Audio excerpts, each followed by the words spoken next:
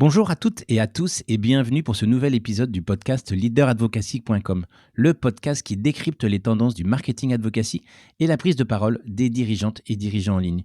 Je suis Patrice Hilaire, le créateur du site leaderadvocacy.com et j'ai le plaisir d'accueillir aujourd'hui Florent Le Tourneur. Bonjour Florent et merci d'avoir accepté notre invitation.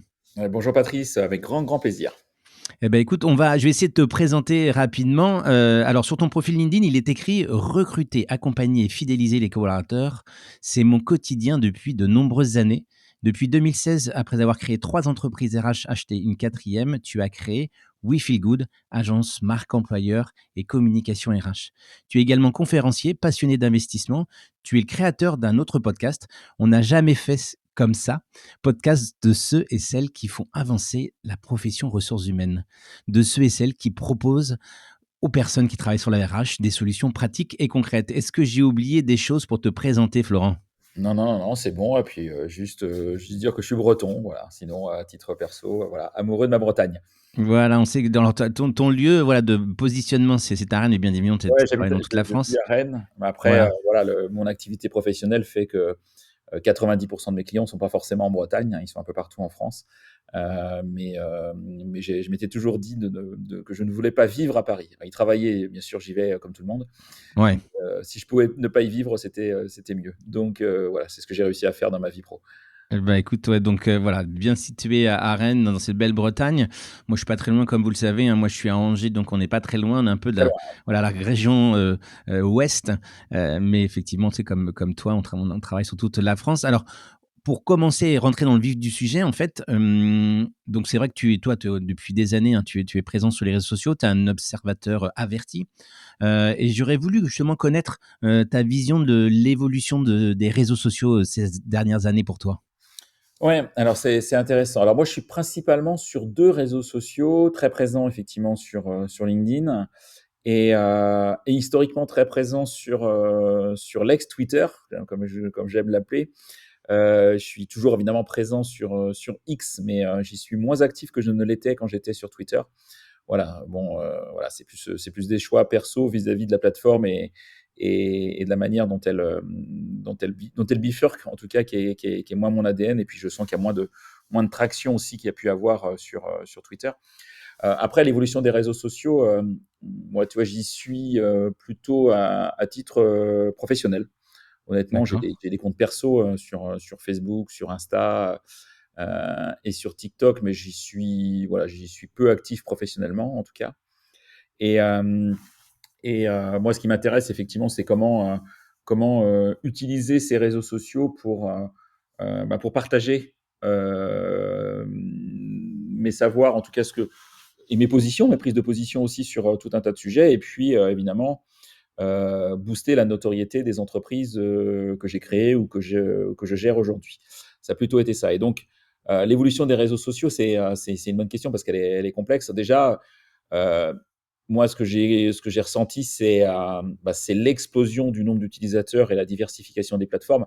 On peut vraiment voir un nombre de plateformes hyper important, hein. On en a cité quelques-unes, enfin voilà, tout à l'heure, mais on peut rajouter du Snapchat, on peut même imaginer du Twitch. Enfin, il y a énormément effectivement de réseaux sociaux aujourd'hui et qui nécessitent, je le vois moi, pour moi-même, mais aussi pour mes clients, d'être en connaissance de ce qui s'y passe, de leurs évolutions, des algos et de réellement ce qu'on peut y faire versus les cibles, les personas à qui on veut parler. Donc ça, du coup, ça s'est un peu complexifié, ça s'est un peu diversifié. Et je le vois d'ailleurs avec mes clients, moi, sur la partie marque employeur. C'est pas toujours simple. Est-ce qu'il faut être sur LinkedIn? Est-ce qu'il faut être toujours sur Facebook? Est-ce qu'il faut être sur TikTok aujourd'hui, sur Insta?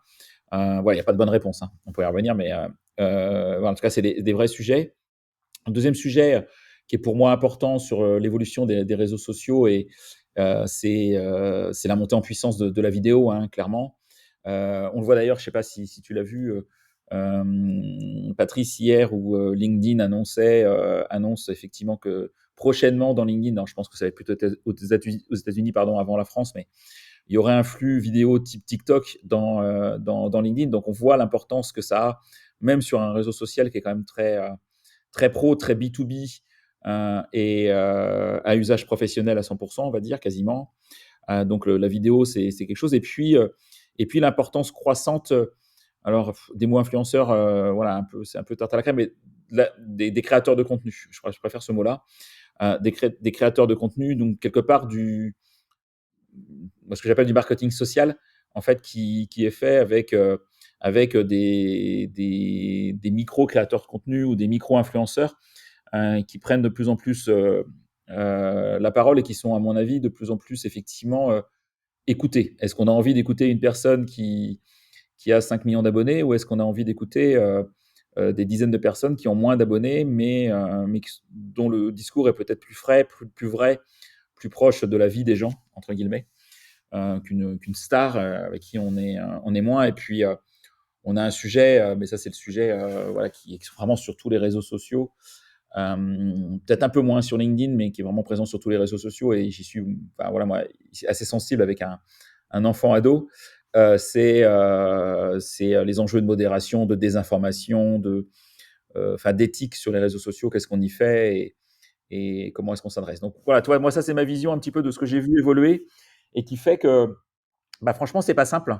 Ouais, ouais, c'est vraiment pas simple d'y être, même quand on s'y intéresse. Et moi, je me mets à la place, tu vois, de certains de mes clients qui sont des fois des patrons de PME, des DRH, dont c'est pas le métier, c'est pas le quotidien, qui ont bien compris l'importance effectivement d'être présent, mais qui sont un peu perdus en disant mais où est-ce qu'il faut que j'aille, comment est-ce qu'il faut que je communique. Même l'algo de LinkedIn, il bouge régulièrement et ce qui était vrai il y a 2 ans n'est plus vrai maintenant. Et encore, je prends un intervalle de 2 ans, c'est fort. On va même des intervalles plus courts, ça marche aussi. Donc il y a énormément de choses qui bougent et qui nécessitent effectivement de suivre réellement ce qu'il faut y faire, quoi. Voilà. D'accord. Et justement, donc toi, donc tu étais très présent sur Twitter. Ce que tu dis, tu as quand même une évolution, maintenant. Et donc, est-ce que tu as basculé justement ce que tu faisais entre guillemets sur Twitter, sur LinkedIn, ou tu gardes encore une différence entre les 2 réseaux? Ouais, c'est une bonne question. Alors Twitter, j'y suis encore, mais j'y suis vraiment de manière beaucoup plus faible. Honnêtement, quand j'étais sur Twitter, j'y étais dans les années 2012-2015 de manière extrêmement présente. J'étais à l'époque DRH chez Groupama. Et ce réseau me plaisait beaucoup parce qu'il y avait beaucoup d'informations en termes de veille. Ça me permettait de faire une veille de dingue. Et puis j'ai pris plaisir effectivement à communiquer, à partager des articles que je voyais autour du monde des RH, du recrutement, de la marque employeur, du développement RH, hein, qui est plutôt mon cœur de compétences. Et il y avait quand même pas mal d'interactions. Tu vois, donc Ouais. extrêmement présent sur Twitter. Et tu vois, je suis monté à, je sais plus, 33 ou 35 000 abonnés sur Twitter, donc ce qui est déjà assez fort sur un compte Twitter d'un particulier et plutôt d'un professionnel. Alors, c'est pas foufou, mais c'est déjà pas mal. Et LinkedIn à l'époque, et je vais revenir maintenant, mais LinkedIn à l'époque, là j'étais recruteur moi, donc je faisais du sourcing, je faisais de l'approche Ouais, de candidats, et objectivement je faisais peu de production de contenu à d'accord. l'époque. Enfin, c'était pas très flagrant, en tout cas à l'époque de ma part. Donc je faisais plus de la prod de contenu sur Twitter que j'en faisais sur LinkedIn. Et puis petit à petit, j'ai adoré Twitter, pardon, et là j'adore détester Twitter, on va dire. Il y a eu une bascule avec tout ce qui s'est passé que dont tout le monde a entendu parler. Et effectivement, ça fait quelques années que je suis présent sur LinkedIn avec une vraie stratégie de contenu, avec un objectif effectivement de parler à une communauté que j'ai essayé de construire au fur et à mesure du temps. Hein, voilà, donc l'idée, c'était pas à l'époque, en tout cas, il n'y avait pas le mode créateur, alors qu'il va disparaître d'ailleurs, parenthèse, mais il n'y avait pas ce mode créateur. On était plutôt en mode, bah, je te demande en contact et puis tu acceptes ou tu n'acceptes pas. Il n'y a pas le bouton suivre en tout cas. Et donc voilà, j'étais assez sélectif, voilà, même si j'étais assez ouvert aussi. Enfin, j'avais un mixte en fonction des métiers que j'occupais. Mais j'ai essayé de construire une communauté solide et puis de lui amener effectivement de la prod de contenu de plus en plus forte. Et donc, au fur et à mesure du temps, de moins en moins sur Twitter X et de plus en plus sur LinkedIn. Aujourd'hui, tu vois, je suis pas mal présent sur LinkedIn. Je me suis même mis une newsletter sur LinkedIn, Ouais. alors qui est très en lien avec le podcast. Mon podcast, on n'a jamais fait comme ça. Mais j'y prends plus plaisir parce que je trouve que il y a des interactions, il peut y avoir des gens pas d'accord avec ce que tu postes, mais déjà les gens se cachent pas sous des pseudos. Il y a beaucoup moins de gens qui sont là juste pour faire du haters pour le plaisir derrière un ordinateur. Et il y a un petit peu plus de fond. En tout cas, moi, c'est ma vision. Donc aujourd'hui, j'investis plus sur LinkedIn que sur Twitter X, ça c'est clair. OK. Et alors justement, tu disais alors maintenant tu te concentres beaucoup sur LinkedIn avec beaucoup de création de contenu spécifique. Comment aujourd'hui tu arrives à toi à gérer justement, cette production? Est-ce que on avait récemment, on a interviewé quelqu'un qui nous disait, bah, lui tous les mardis il avait, c'était Frédéric Frougerat justement qui parlait de ce sujet-là en disant tous les mardis il a une grosse annonce et après tout le reste de la semaine, il travaille autour de cette annonce. Comment toi tu gères justement un peu ta programmation de communication sur ce réseau-là? Bah, en fait, c'est un mix de préparation et un peu de spontanéité, pour être sincère. J'essaye de faire un post par jour, donc ce qui est beaucoup, qui est plus que la moyenne des gens sur LinkedIn, hein, et on sait qu'il y a quand même 80, et je connais pas les chiffres précis, mais peut-être 95% des gens qui sont sur LinkedIn qui postent jamais. Mmh. Et quand tu fais déjà du 2 fois par semaine, tu es dans le top 1% des gens qui postent le plus. Donc ça va vite. Alors, j'ai 2 rituels. J'ai un premier rituel, moi, qui est le lundi. Le lundi matin, sort ma newsletter. Voilà. Que je prépare le week-end. Voilà, j'aime bien faire ça le week-end, en tout cas, tranquillement. Et ma newsletter, tu vois, elle met en valeur l'épisode de podcast que j'ai diffusé le vendredi précédent. Enfin, je diffuse mes Mmh. épisodes de podcast le Oui, parce vendredi. que c'est un hebdo, hein, c'est ça Ouais, c'est un ton hebdo. podcast, hein, c'est un C'est un hebdo, hein? hebdo et toutes les semaines, j'ai un invité ou une Mmh. invitée, effectivement. Donc tous les lundis, j'aime bien avoir cette newsletter avec un peu le résumé de l'épisode, mais pas que. Je ne focus pas 100% sur l'épisode. Je vais le focuser aussi sur d'autres, d'autres épisodes de d'autres podcasts qui m'ont plu. Et ça m'est arrivé d'ailleurs de citer le tien. Voilà, mais des épisodes que j'ai écoutés. Hein, ça, j'y tiens. C'est-à-dire que je les ai écoutés, je me suis dit, waouh, ça, ils sont hyper intéressants, il y a de la valeur. Et donc, ça peut être des épisodes RH, ça peut être des épisodes entrepreneuriaux, ça peut être des épisodes qui tournent autour du monde du business, tu vois, des sales, Ouais. ou des épisodes autour du social media, comme le tien ou d'autres. Et même des podcasts qui seraient concurrents avec le mien, mais j'estime qu'il n'y a pas de concurrence, moi, sur les podcasts, tu vois, qu'on Mmh. produit du contenu et que tous les contenus sont hyper intéressants. En fait, tu vois, moi, c'est comme ça que je fonctionne. Donc, je vais mettre en valeur d'autres épisodes que je trouve intéressants. Je vais également mettre en valeur des événements RH, hein, parce que là, c'est plutôt ma communauté, que je trouve intéressants, auxquels il faut aller, où je suis allé, où je vais aller, etc., etc. Donc, j'essaie d'amener un peu de contenu au-delà de l'épisode. Donc, ça, c'est le lundi, préparer le week-end. Ouais. Et puis, le mercredi ou le jeudi, souvent le mercredi, là, je vais faire un post LinkedIn où je vais présenter l'invité. Donc du vendredi précédent, voilà. Donc avec un poste dédié. Donc tu vois, ça c'est mes deux D'accord. rituels. Et le reste, c'est là où il y a un peu d'instinct, parce que bah, je vais avoir ma semaine de taf avec pas mal d'actualités, des événements auxquels je vais, des événements auxquels je participe, des événements auxquels je suis speaker, un podcast que j'enregistre comme par exemple aujourd'hui avec toi, juste de l'actualité, quelque chose qui m'a marqué. Par exemple, voilà, la semaine dernière, j'ai fait un post sur la campagne du gouvernement français sur les 150 000 postes qui sont encore à ce jour à pourvoir pour les JO, tu vois, avec une campagne média que j'ai trouvée intéressante. Voilà, donc j'essaie d'amener de la vérité, mais par contre, c'est vrai que tu sais, je lis beaucoup de choses en disant voilà, il faut avoir des plannings éditoriaux, des gens qui préparent tout en avance, etc. Donc, alors autant je le fais pour mes clients, autant moi et mes équipes on le fait pour nos clients parce qu'on accompagne Ouais. les clients sur de la communication RH. Ouais. Donc on le fait et on n'a pas le choix de pas planifier, d'être organisé sur le sujet. Autant moi, je veux me laisser de la part d'instinct et de pouvoir réagir sur telle ou telle actualité chaude. Voilà. Et si j'en ai pas, bah, je mets de l'actu froide que j'ai en stock, etc. D'accord. Voilà un peu comment je fonctionne. OK. Ah, tu parlais justement de tes équipes et de l'accompagnement que tu as avec des clients. Alors tu travailles donc au développement, alors parmi, hein, tes activités au développement, de la marque employeur de tes clients. Et est-ce que pour nourrir cette marque employeur, pour toi, il faut forcément mettre en place des stratégies de marketing advocacy avec les dirigeants et les collaborateurs? Ah bah, c'est même, pour moi, c'est même clé enfin, c'est même clé aujourd'hui. Pour être très clair, je peux revenir effectivement sur comment on fait, mais pourquoi c'est important? C'est qu'aujourd'hui, les candidats, les candidates, même si enfin, l'économie est un petit peu plus tendue ces derniers mois, mais il y a quand même beaucoup de métiers où les candidats restent en position effectivement de force. Le marché s'est retourné, comme tout le monde le sait. Il s'est un petit peu assagi, mais j'ai la faiblesse de penser qu'on va pas revenir comme avant où, quand on passait une annonce, on avait 150 CV qui tombaient. Donc, toutes les stratégies, ce que j'appelle downbound recruiting, donc c'est-à-dire je passe des annonces et j'attends que les candidats et les candidates postulent, ça a toujours sa place, si tant est que les annonces soient d'ailleurs de qualité. Autre sujet. Mais il y a une stratégie d'inbound aujourd'hui, qui est d'inbound recruiting, hein, qui est vraiment importante. Et ça, c'est clair. Moi, quand j'échange avec les candidats, les candidates, et Dieu sait si j'en ai vu, ils me disent tous la même chose aujourd'hui. Avant de postuler, j'ai envie de savoir où je vais postuler. Donc, je me renseigne sur le site carrière de l'entreprise, je me renseigne sur la page LinkedIn de l'entreprise ou sur la page Instagram de l'entreprise, si elle en a une. Mais je vais aussi regarder la page LinkedIn du dirigeant, du dirigeante, pour qui je vais bosser en fait. Je vais regarder la page LinkedIn ou le compte LinkedIn de mon futur manager ou du recruteur ou de la DRH.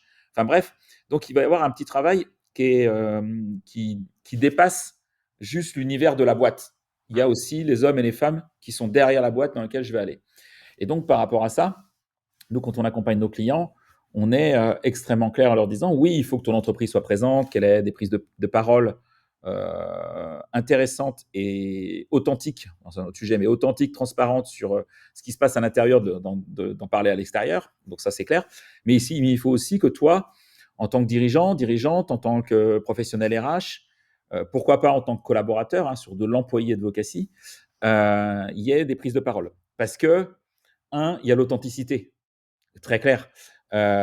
Les témoignages réels de collaborateurs, de dirigeants, de salariés va résonner beaucoup plus qu'une page entreprise, hein. Les enquêtes sont claires. Alors, il y a différents chiffres, mais c'est du x8, x24 si c'est un homme, une femme versus une marque. Chez LinkedIn, dans notre flux LinkedIn, les stats sont claires, c'est qu'à 97%, on va avoir des comptes personnels parlés, et à 3%, c'est plutôt des comptes d'entreprise. Donc, on sait qu'on a une grande majorité, effectivement, de flux liés à des personnes physiques et non des personnes morales. Voilà. Secondo, pour moi, il y a la diversité aussi des voix. Et ça, c'est hyper important dans une entreprise parce que je parlais du dirigeant, je parlais du professionnel RH, ça peut être le DIRCOM, ça peut être des collabs. Chacun a sa manière de s'exprimer, à son ton, à ses sujets de préoccupation. Et donc, ça va générer aussi des voix diverses, alors qu'une voix de marque, elle est unique par essence. Ouais. Donc, ça va enrichir pour moi ces témoignages variés, du coup, qui viennent de différents endroits de l'organisation, d'une entreprise. Ça va enrichir la marque employeur, ça va montrer une image aussi plus complète de l'entreprise, au-delà de ce qui est sur le site un peu corporate. Mmh. Et en plus, si on peut rajouter aussi un point par rapport à ce que tu disais, parce que souvent on nous oppose ça. Alors, j'ai fait une conférence assez récemment dans une CCI sur ce sujet-là auprès de TPE, PME. Et en fait, c'est aussi, je pense que, mais toi qui es un expert là-dessus, tu pourrais le confirmer, c'est que tous les candidats aujourd'hui, peu importe la grosseur de la structure, ils regardent ces éléments-là. C'est pas parce qu'on est dans une grande entreprise ou une TPE, ils vont quand même regarder pour les mêmes raisons que tu évoquais, le profil du dirigeant ou le profil du directeur de la communication ou des salariés autour de cette entreprise pour justement connaître de manière plus authentique ce qui se passe dans l'entreprise. C'est clé aujourd'hui. Et ces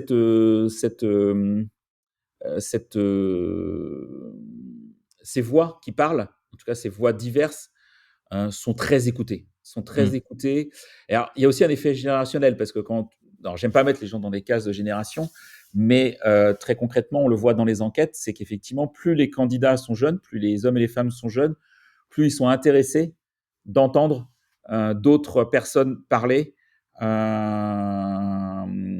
concrètement. D'ailleurs, on le voit d'ailleurs sur un autre sujet, avec les sujets dits réputation RH, type les avis Glassdoor, les avis Indeed, etc., qui sont regardés par de plus en plus de monde. Et plus les gens sont jeunes, plus ils regardent ces avis. Voilà.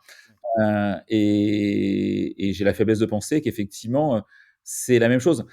on est sur des jeunes Z, enfin qui sont sur le marché de l'emploi, demain des générations alpha, qui vivent avec ces réseaux sociaux, qui sont nés avec. Donc pour eux, c'est un réflexe de se dire, tiens, je vais aller voir ce qui s'y passe, ce qui s'y dit sur telle ou telle entreprise, telle ou telle marque, et peut-être même avant d'aller voir le site web de la boîte, le site carrière de l'entreprise, même si c'est indispensable d'en avoir un. Ouais, ou alors moi souvent ce que je conseille quand je vois comme ça, j'ai des dirigeants qui sont un peu dubitatifs de leur prise de parole, je leur dis juste de taper, dans Google, leur nom, prénom et de regarder ce qui remonte Bah et oui, souvent en fait bah oui, non, mais c'est clair. Et d'ailleurs, il y a des vraies stratégies d'entreprise, hein. Tu vois, c'est Les Échos qui a sorti, je crois que c'est Les Échos du 7 mars 2024 qui a sorti sa dernière enquête. Et sa dernière enquête, et c'est pas innocent, quoi. C'est mmh, le top 20 des CEO qui prennent la parole sur les réseaux sociaux. mmh, Voilà, donc c'est orienté sur le SBF 120 pour l'instant, donc les ouais, 120 dirigeants. Ils font le top 20. Le premier, c'est le dirigeant de Capgemini, hein, qui arrive en tête. mmh, Donc, ce qui veut quand même dire que même à ce niveau-là, on a envie effectivement, même si c'est évidemment quand on est salarié de Capgemini, on va peut-être pas rencontrer son dirigeant tous les matins, quoi. Mais on a envie de savoir quelle est sa prise de position, sa prise de parole. Et ça va même plus loin pour avoir discuté avec quelques dirigeants que j'accompagne qui sont dans des structures assez importantes. Certains se disent, moi, LinkedIn aujourd'hui, ça me permet de toucher, bien sûr, le grand public, les candidats, les candidates, mais aussi de m'adresser à mes collaborateurs. C'est ouais, très paradoxal parce que des outils de com interne, c'est des boîtes qui en sont équipées, qui ont plein d'outils divers et variés et qui ont eu historiquement un intranet, voilà, donc qui étaient les premiers outils de com interne. Depuis, ça a un peu évolué. Mais néanmoins, il y a des messages qu'ils font passer aussi par ces canaux-là à destination de leurs propres collaborateurs. Donc c'est quand même hyper fort de penser que on peut utiliser LinkedIn en particulier pour parler non pas aux candidats, mais plus largement à ses collabs. ouais. Alors, juste, nous moi, je rajoute souvent, alors par rapport à ce que tu dis est totalement vrai, mais quand même sur une stratégie, notamment si on change, alors sur la partie RH sur ou CEO, on peut le comprendre, mais par exemple sur les directeurs commerciaux, Ouais, leur objectif est quand même de se faire connaître, c'est clair. plutôt de leurs produits à l'extérieur et donc il faut être extrêmement vigilant et analyser, ces données, justement LinkedIn, de voir, d'où les personnes qui vous like, proviennent. Parce que, j'avais rencontré quelqu'un qui m'avait dit dans cette même fonction que 80-90 de ses posts étaient likés en interne. Je lui disais que finalement ça perdait peut-être de son intérêt et Oui, qu'il fallait plutôt qu'il aille, en tout cas dans ces fonctions spécifiques, sur l'externe pour, et développer cet externe et donc c'était une démarche aussi proactive qu'il devait faire vis-à-vis des influenceurs, vis-à-vis de ses futurs clients. Voilà, il y avait une démarche à faire, ouais. c'est hyper intéressant parce que tu vois, là j'ai parlé des patrons de SBF 120, ok. Mmh, Mais moi, on va se mettre à la place d'un patron de TPE ou de PME. Et souvent, le patron de TPE ou de PME ou la patronne, les sales, les ventes, ça passe par lui ou par elle. Enfin, il n'y a, mmh, pas de secret. Tu vois, mmh, moi, les boîtes que j'ai montées, hein, la plus grande a eu 50 salariés, c'est déjà pas mal. Euh, ouais, les meilleures ventes qu'on faisait, en tout cas, l'inbound marketing et donc la génération de leads venait par la prise de position de mon associé ou la mienne. Et aujourd'hui, je le vois toujours avec We Feel Good. Euh, et, euh, et du coup, cette prise de parole, si elle est mesurée et correspond à tes valeurs, ce que tu veux transmettre, au-delà de transmettre ce que tu vends, ça c'est pas le sujet en fait, c'est mmh, transmettre qui tu es, tes valeurs, tes positions sur la marque employeur pour moi, ce qui est pour toi incontournable ou pas incontournable, elle passe par des prises de parole sur des réseaux sociaux ou dans des podcasts comme je le fais et comme tu m'invites gentiment, mmh, parce que ça génère, ça peut générer de l'activité économique. Enfin, très ouais, concrètement, ça génère de l'activité économique. Alors après, ça génère aussi les gens qui disent, bah non, en fait, lui, j'ai pas envie de bosser avec lui parce que son discours, je l'aime pas. Bah, c'est pas grave, c'est la vie, quoi. Enfin, tu vois, de toute façon, tu peux pas plaire à tout le monde, et d'une, et deux yeux, ben, il y a des gens qui vont, à qui tu vas plaire et qui vont avoir envie clairement de bosser avec toi parce que tu as eu des prises de parole précises sur des réseaux sociaux ou dans des médias type podcast ou vidéo YouTube, peu importe. Voilà, d'ailleurs, YouTube, est-ce que c'est un réseau social ou pas? On peut en débattre. Mais, et ça, c'est important. Alors, effectivement, quand tu es DIRCO, bah ouais, tu as regardé. Tu regardé par tes prospects, tu regardé par tes clients, tu regardé par tes collabs, tu regardé par potentiellement des candidats qui ont envie de rejoindre ton équipe. Donc, tu es vraiment regardé, des fois même tes partenaires, parce que quand tu peux être DIRCO, tu peux Tu peux travailler peut-être, si tu es revendeur par exemple ou intégrateur, tu peux travailler avec des partenaires. Enfin, il y a plein de variantes possibles. Et par contre, si tu prends pas la parole, c'est un peu bizarre aussi. Tu vois, moi, sur la partie cabinet de recrutement que j'avais avec Happy to Meet You avant, que j'ai plus avec We Feel Good, on recrutait des sales, enfin des commerciaux ou des managers commerciaux. Et Ouais, il y avait des clients qui nous demandaient effectivement on veut savoir, pour les candidats que tu vas nous présenter, quelle est leur position sur les réseaux sociaux, quelle est leur d'accord. posture. Tu vois, on avait vraiment, sur certaines entreprises, on avait cette demande-là spécifiquement. Donc l'idée, c'était pas de s'intéresser aux réseaux sociaux privés des gens, on s'en foutait, hein. C'est pas le Mmh, sujet d'aller voir bien où est-ce sûr. que, où est-ce que Robert il a passé ses vacances au mois d'août. Enfin, tout le monde s'en moque.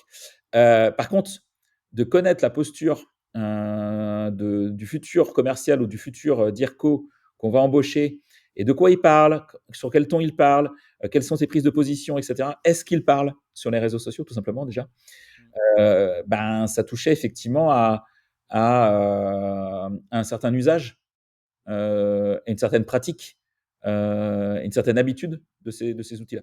Donc je dis pas qu'il faut être absolument sur LinkedIn et faire un post par jour pour être un super DIRCO, parce que c'est pas ce que je veux dire.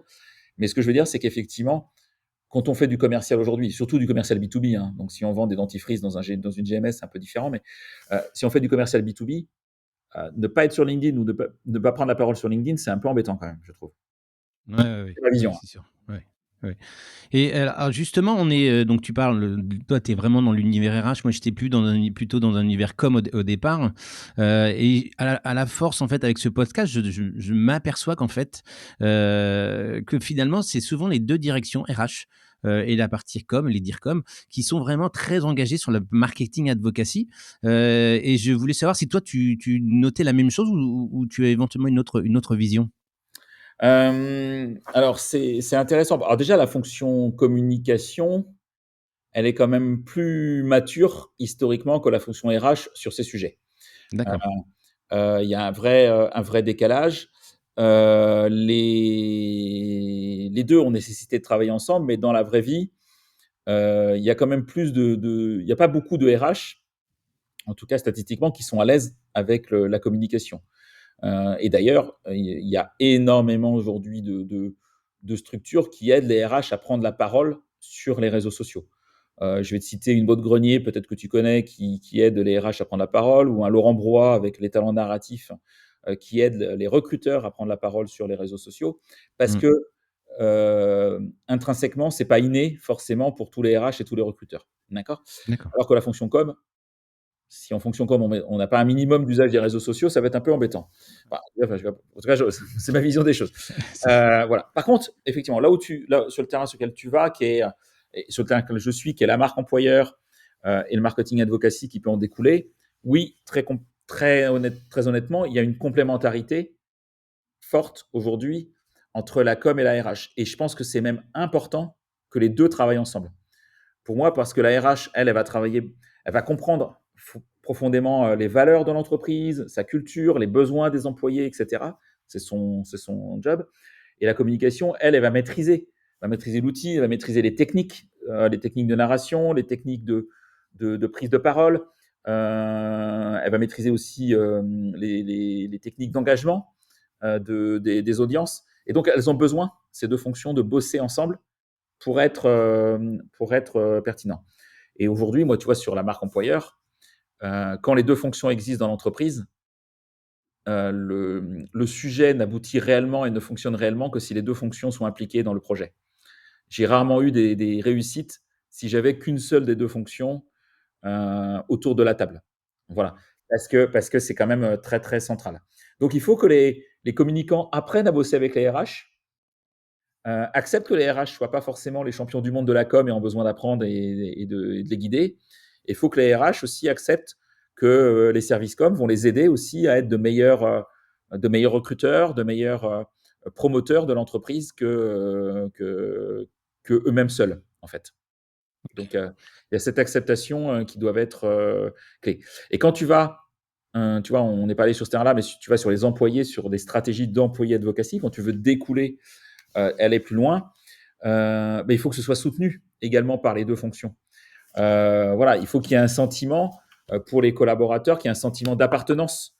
Il faut que l'entreprise elle montre que la voix de ses employés, elle est, elle est partagée Mmh. par ces deux fonctions. Voilà, outre l'exemplarité de ces deux fonctions Ouais. d'ailleurs auprès des employés. Mais c'est vrai que, comme tu le disais, hein, aujourd'hui, nous, on a reçu, en fait, un certain nombre de alors au départ, c'était pas mon domaine, mais du fait de ce podcast, je rencontre pas mal de personnes sur la RH. On sent bien qu'il y a une vraie aujourd'hui, volonté. C'est en gros, ça s'intègre naturellement dans le poste maintenant, hein, sur ce travail-là et que, ben, il y a un travail, fort entre les 2 directions. Alors il y a souvent aussi, quand on parle de prise de parole comme ça, un écueil, et l'écueil, ce qu'on appelle nous, c'est la Facebookisation, Ouais. notamment de LinkedIn. Justement, le fait de former les dirigeants, je pense qu'on est moins dans ce cadre-là, mais de former beaucoup de collaborateurs à prendre la parole. Est-ce que justement pour toi, cette Facebookisation, tu l'as notée? Est-ce qu'elle est critiquable? Est-ce que c'est une évolution logique du réseau social, du fait de l'ampleur des personnes qui aujourd'hui prennent la parole sur ce réseau social? Alors là, tu parles de Facebookisation. Demain, on va peut-être parler de TikTokisation, parce que du coup, si LinkedIn commence à mettre des flux vidéo à la TikTok, on va peut-être aller sur ce terrain de jeu. C'est, alors, quand tu parles de Facebookisation, tu vois aussi pour toi, pas de différence entre la vie pro et la vie perso. C'est-à-dire que les gens parlent de la vie pro, de Ouais, la vie c'est ça. perso autant, C'est ça. Si autant. aujourd'hui, tu fais pas la différence, tu parles un peu de choses très, très, très personnelles sur LinkedIn, alors qu'avant, il y avait quand même une très grande différence. Là, on constate quand même régulièrement maintenant des gens qui parlent des problèmes de santé ou des choses comme ça, Ouais. sur LinkedIn. Après, tu vois, c'est intéressant parce que ça me rappelle des vieux managers has-been que j'ai eus et qui me disaient, bah, tes problèmes perso, tu les mets à la porte de l'entreprise.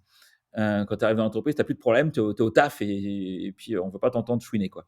Alors c'est pas que j'avais des problèmes, mais c'est juste que je trouve ça totalement déconnant. Et d'ailleurs, on le voit d'ailleurs aujourd'hui on parle d'équilibre vie privée, vie professionnelle. Tu vois, on parle de ces sujets-là en RH. Néanmoins, euh, c'est pas le cas de tous les métiers parce que tous les métiers ne le permettent pas, mais il y a des métiers où la vie privée et la vie pro, elles se mélangent. Je travaille à mon domicile, mais en même temps, je vais gérer le dépanneur du lave-linge, puis je vais préparer mes vacances, puis en même temps, je vais taffer, mais plus tard le soir. Enfin, on voit tous ces phénomènes-là. Donc, du coup, ça, c'est ma vision des choses. Je suis pas tellement surpris que sur LinkedIn, qui est historiquement plutôt des cadres, même si aujourd'hui, il y a 29 millions de Français sur LinkedIn, donc il n'y a pas que des cadres, hein, loin de là. Il y a eu effectivement un peu cette déviance où des cadres parlent de plus en plus de leur vie perso. Et puis, tu as le phénomène, pour moi, aussi important du freelancing, des indépendants qui ont besoin aussi. C'est pas simple. Enfin, moi, j'ai jamais été indépendant. Je suis chef d'entreprise, mais j'ai jamais été indépendant. Il faut se vendre. Voilà, il faut expliquer l'expertise que l'on a.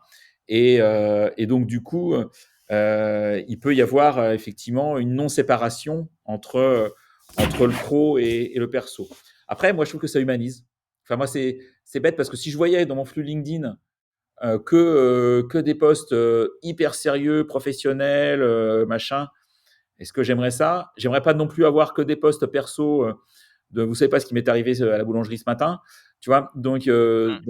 Voilà. Maintenant, après, ce que j'aime pas, honnêtement, Patrice, c'est moi ce que j'appelle les faux posts, parce que ça se sent à 2 kilomètres. En plus, il y a du ChatGPT qui est passé par là ou du Gemini, enfin peu importe de ce qu'on veut en IA générative, mais où les gens vous font un peu de storytelling. Voilà ce qui m'est arrivé ce matin, et puis ils racontent une histoire. On sent bien que c'est pas vrai, que Mmh. ça leur est pas arrivé à eux, et qu'ils veulent juste parler d'un sujet, qu'ils ont fait juste une accroche Ouais. qui est un peu putaclic, hein, pour que les gens vous lisent un petit peu tout ça. Ça, j'ai un peu plus de mal.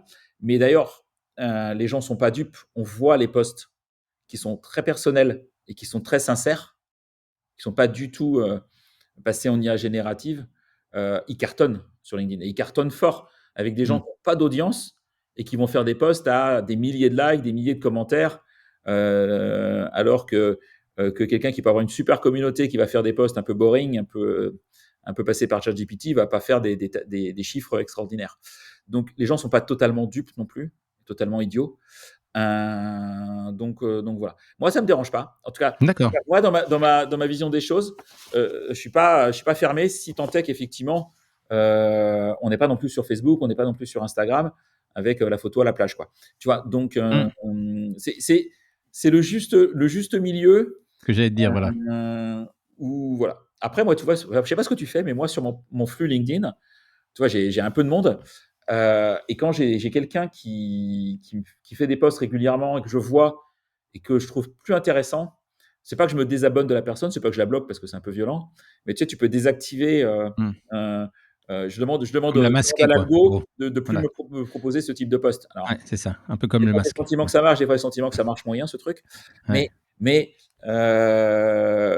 voilà. Et c'est aussi des choses que je dis à des gens qui me disent ah, mon flux, c'est chiant ce que j'ai dedans. Bah, déjà, peut-être trie ton réseau. Voilà. C'est pas choquant hein, de trier de temps en temps son réseau LinkedIn et de se dire bah, tiens, ces personnes-là, en fait, j'ai changé de job, j'ai changé de secteur d'activité. Peut-être qu'elles m'intéressent moins et je vais me désabonner d'elles ou je vais plus être en relation avec elles. Ou alors, si tu veux pas aller dans ces situations-là, bah, tu peux demander à l'algorithme un peu de nettoyer, entre guillemets, ton flux. Et il faut l'accepter. Voilà. Plutôt que râler, il faut aussi se bouger et puis changer soi-même, quoi. Alors c'est justement, tu parles d'un sujet alors que qui est souvent qui est pas toujours, imaginé par, les CIO qu'on accompagne nous quand on leur demande généralement ils pensent qu'à la production de contenu, mais finalement on leur dit: «Mais, aujourd'hui quel est votre positionnement sur, les gens qui vous demandent? Est-ce que vous acceptez tout le monde? Est-ce que vous acceptez les gens à l'intérieur de l'entreprise? Est-ce que c'est, voilà, en fonction du profil?» Est-ce que toi tu as aussi pareil une position, quand tu rencontres quelqu'un de CIO de lui dire: bah non, en fait, faut vraiment concentrer pour avoir une meilleure puissance ou il faut élargir pour donner justement une visibilité plus large à vos prises de parole? Ah, c'est une question que j'ai régulièrement hein, aussi, Patrice, donc pas surpris par la question. J'ai eu plusieurs écoles, hein, même dans ma propre expérience. J'ai eu une époque où j'acceptais tout le monde.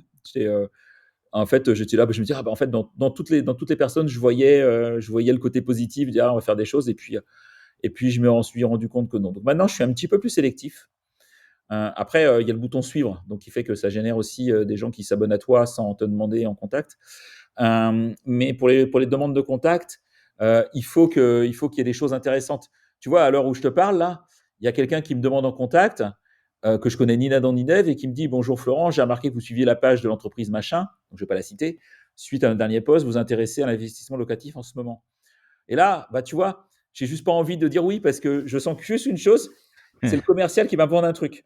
Et Ouais, bon, après, il fait son boulot, je n'en veux pas ouais, ouais. à ce garçon. Mais ce que je veux dire par là, c'est qu'aujourd'hui, je suis un peu fatigué, moi, alors, et puis c'est pas pour se la péter, mais quand tu es dirigeant, CEO, business angel, et puis que en plus tu es top voice, bah, tu reçois des sollicitations un peu en pagaille, diverses et variées. Donc, il faut un minimum trier. Donc, aujourd'hui, moi, je suis un peu dans ce tri-là, et c'est ce que je conseille à mes clients RH, mes clients recruteurs, mes clients dirigeants, leur dire est-ce que tu aurais envie d'échanger, d'interagir, je ne dis pas de travailler, mais d'interagir avec cette personne demain professionnellement, tu vois.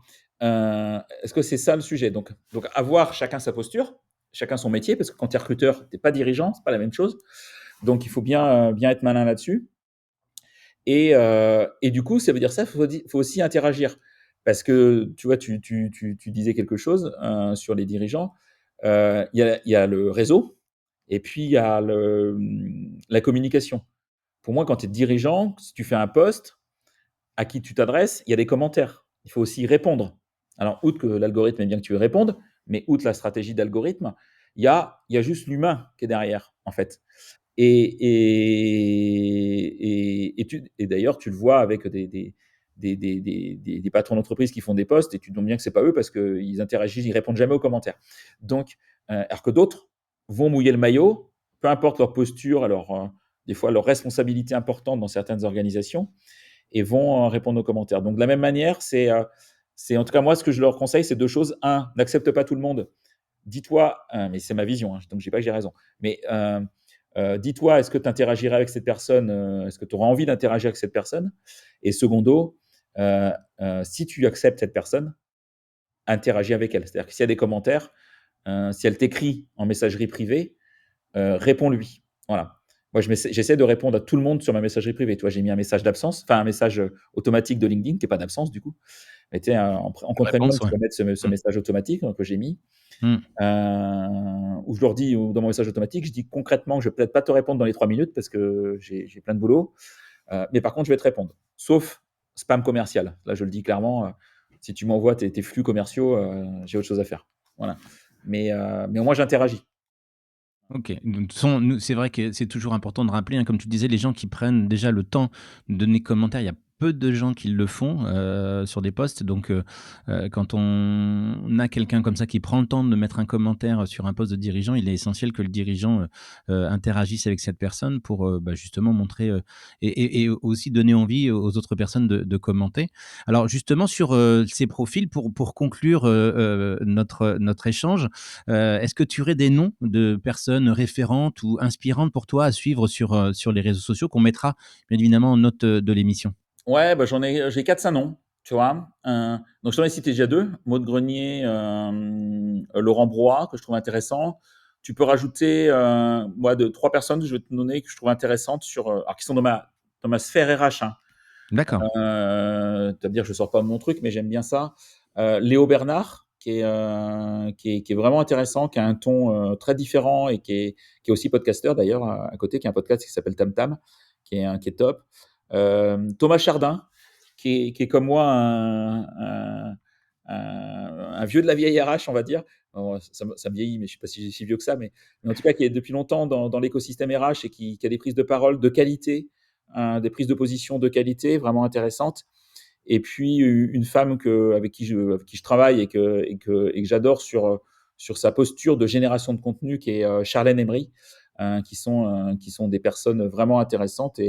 Et toutes les personnes que j'ai été citées, si tu les connais pas, que tu veux que je te mette en relation pour ton podcast, tu me diras. Mais voilà. Et je trouve que c'est bah, des écoute, personnes qui doivent pourquoi être. pas? Il y en a, sans dévoiler, il y en a une déjà qu'on a, calée, mais je ne Ah, ok. dévoilerai pas le nom. Ouais, ok. Mais en tout cas, c'est toujours intéressant, je trouve, en fait, d'avoir, chacun la vision de l'invité, parce qu'on s'aperçoit qu'avec, finalement, il y a peu de noms qui sont revenus à chaque fois, dans les cadres de cette émission. Et donc c'est vrai que c'est intéressant de voir, les diversités, de personnes, ouais. Ouais, et puis c'est des communautés. Tu vois, j'aime bien en dirigeant Jean-Pierre Nadir.